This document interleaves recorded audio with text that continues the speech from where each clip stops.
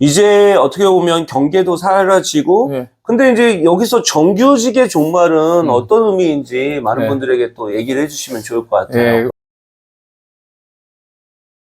어떻게 보면 취업 준비를 하시는 분들한테는 상당히 거슬리는 이야기가 아닐까 생각이 듭니다. 이제 이거는 양방향에서 다 일어나는 현상으로 보시면 돼요. 어떻게 보면 기업이 그 직원들을 이제 제대로 뽑지 않고 외부 사람들, 그러니까 뭐 프리랜서라든지 1인 창업가라든지 아니면 기고커라든지 엔잡러라든지 이런 사람들을 활용하기 때문에 이런 현상이 벌어지는 게 아니라 정규직인 분들도 퇴근 후에 나는 좀 더 소득을 증가시키고 또 다양한 역할을 하고 싶기 때문에 부업들을 하게 되고, 또 기업 입장에서도 마찬가지로 그 내부에 있는 인력 풀을 쓰는 것도 당연히 필요하겠지만 또 그때그때 필요한 인력들을 항상 고용해 두는 것이 아니라 필요할 때 서로 계약을 하고 관계를 맺어가지고 업무를 훨씬 더 효율적으로 추진하고자 하는 두 가지 흐름이 합쳐져 있다라고 보시면 되겠고요.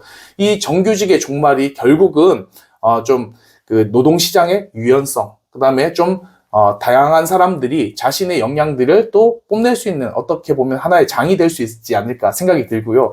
이 부분이 사실 우리나라의 그런 그 인구의 변화 있지 않습니까? 점점 저출산으로 가고 있고, 저출생인가요?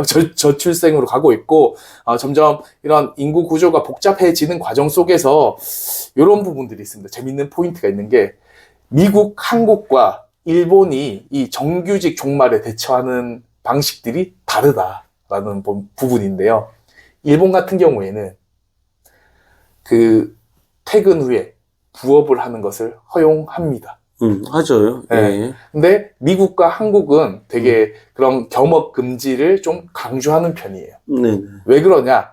일본은 노동 인구가 부족하기 때문에 다양한 그런 인력들을 확보하기 위해서 적극적으로 장려하고 있고, 예. 만약에 심지어 이렇게 부업을 하지 않거나 엔잡러가 아닌 경우에는 승진, 진급의 혜택에서 또 부정적인 영향을 받기도 합니다. 그런 것들은 우리의 그런 정책적으로도 좀 배울 필요가 있지 않을까, 이런 생각들도 듭니다. 네, 아주 중요한 말씀이신 것 같아요. 점점 이제 우리나라에도 이제 부캐라는 말도 생겨서 자기가 일을 한다는 것 자체가 이제 여러 가지 일을 같이 하는 부분들이 많이 가고 있고, 정규직이라는 것이 교수님들도 옛날에는 다 평생 직장이었잖아요. 네. 근데 요즘은 다 2년마다 이제 계약을 하시는 경우도 많고, 기본적으로 이제 정규직의 종말은 많은 부분들이 일어나고 있는 것 같아요. 네. 그래서 이 직무에 대한 종말을 우리가 이제 대처를 해야 되는데, 네. 여기까지는 이제 현상이잖아요. 네네. 근데 이제 중요한 거는, 그래서 우리가 뭘 해야 되는가. 네. 이런 하우가 좀 이야기를 해주시면 참 많은 분들에게 도움이 될 것 같아요. 네. 지금 우리에게 네. 직무의 종말이 왔는데, 그러면 우리가 뭘 준비해야 되고, 뭘 어떻게 해야 됩니까? 직무의 종말이라는 책에서 6, 7장에 해당하는 내용들을 참고하시면 되는데요. 네네. 그 중에 핵심이 결국은 앞으로의 일은 어떨 것인가 라는 겁니다.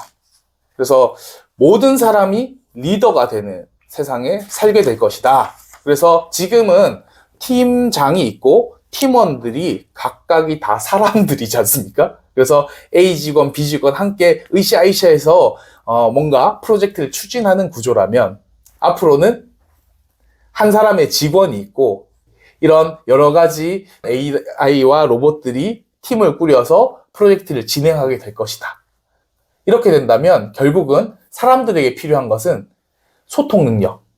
그 채용 트렌드 2024에서도 되게 핏한 인재, 그 다음에 그 다음에 주변 사람들과 잘 어울리고 그 조직 환경에 잘 어울리는 사람들을 강조했는데, 저도 똑같은 생각입니다. 이제 우리의 목표점에서 주변 사람들과 얼마나 잘 교류하고, 실무는 AI가 하기 때문에 내가 얼마나 주변 사람들과 잘 교류하느냐가 1번입니다. 그러니까 동료들과 우리가 어떤 결과물을 만들지, 또 상급자와 또 논의를 해야 될 거고, 클라이언트와 논의를 해야 될 거고, 이건 다 사람들과 논의하는 거지 않습니까? 이게 1번. 그래서 사람들과 커뮤니케이션을 잘해야 된다.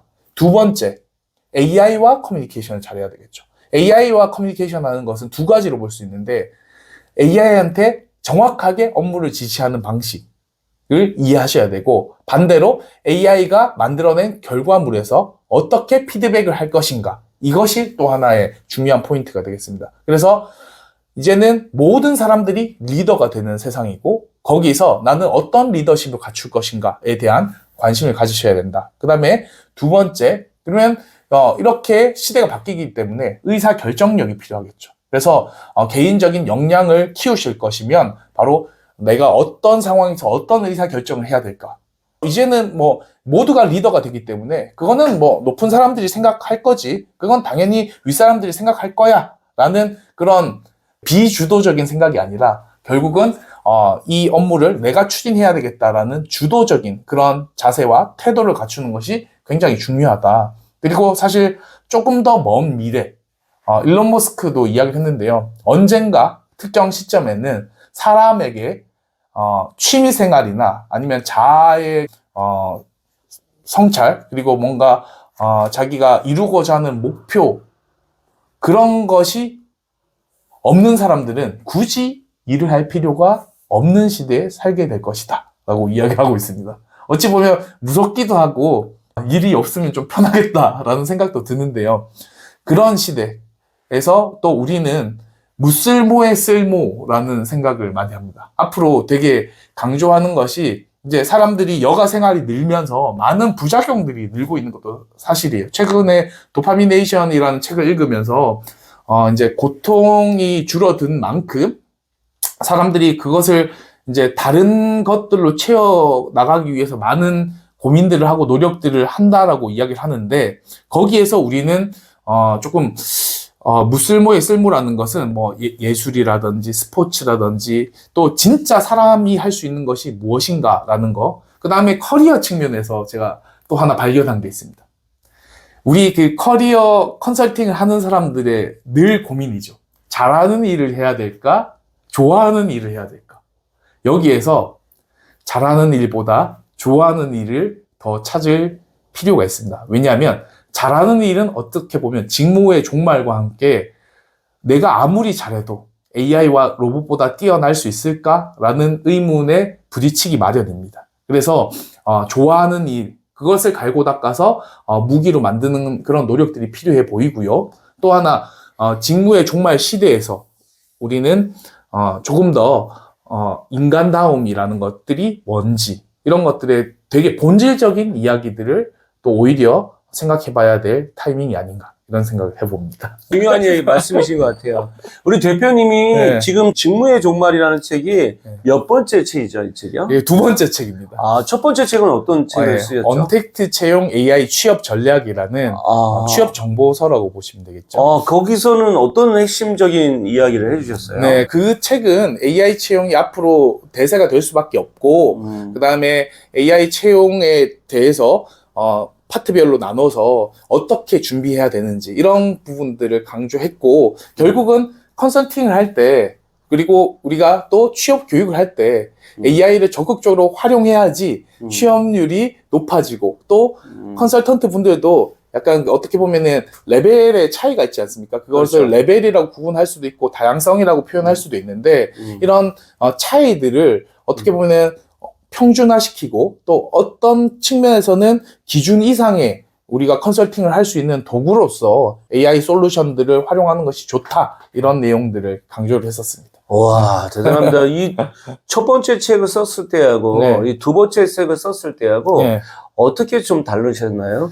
일단은 큰 줄기가 다른 것 같아요. 아까 제가 취업 정보서라고 좀 말씀을 드렸다면, 네네. 이제 우리가 받아들여야 될 정보들을 효과적으로 이렇게 좀 정리를 하는 그런 책이었다면, 직무의 종말이라는 책은 어떻게 보면 제목도 엄청 세게 지었어요, 제가. 앞으로 우리가 어떤 방향성을 가지고 살아가야 될까, 그리고 또 HR, 또 취업, 컨설팅 뭐 등등 여러 가지 분야에서 조금 도움이 되는 그런 책들을 써야 되겠다라고 생각을 했습니다. 그래서 좀 더 거시적이고 정보보다는 전반적으로 저의 생각과 다양한 정보들을 조합해서 만든 책이라고 보시면 되겠습니다. 이제 우리가 또 이제 구독자 중에서는 네. 책을 한 권도 못 썼는데 네. 나도 책을 쓰고 싶은 사람들도 있잖아요. 네네. 그분들에게 한마디 조언을 해준다면 어떤 식으로 우리가 책을 준비하면 좀 책이 나올 수 있더라. 예. 우리 윤영돈 작가님께서 늘 강조하시는 거, 페이스북에서 제가 보면서, 아, 이거지! 했던 게 있습니다. 엉덩이로 글을 쓴다. 그런 표현인데, 네. 정말 저는 이 책 쓰면서 하루에 한 절이라고 표현해야 되는지, 한 파트라고 표현해야 될지 모르겠지만, A4 용지 2장에서 3장, 많게는 뭐 4장짜리 파트도 있는데, 이것을 매일 쓴다. 늦게 들어와도 쓴다. 조금 덜 써도 쓰고 잔다. 그런 생각을 가지고 열심히 썼습니다. 그래서 사실 이게 작년 10월 초부터 쓰기 시작했거든요.